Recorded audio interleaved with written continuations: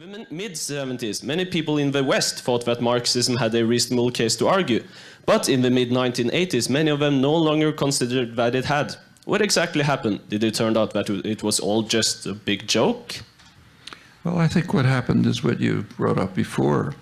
Marxism was associated with the Soviet Union and Maoist China and other so-called communist systems. But, you know, Marx would have turned over in his grave to see what they were doing. They were radically anti-Marxist, radically. But as long, like take, say, the way the Bolsheviks, Lenin and Trotsky, decided they had to drive the backward peasantry to industrialization by force in order to lead ultimately to a socialist society. I mean, the last 20 or 30 years of his life, Marx was working on peasant society in Russia.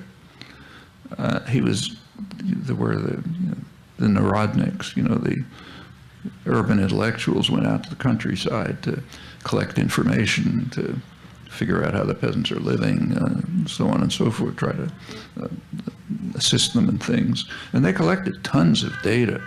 And Marx was just poring over the data. And he became convinced that there's real revolutionary potential in peasant society, peasant communes, peasant cooperative tradition, and so on. The urban socialists, both the Bolsheviks and the Social Democrats, literally suppressed all that work. It was just too inconsistent with their own class interests of, you know, controlling social movements. So that was gone. And the same is true across the board.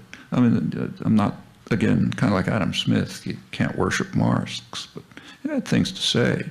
And what he had to say, what he believed, was utterly inconsistent with what are called the communist socialist movements.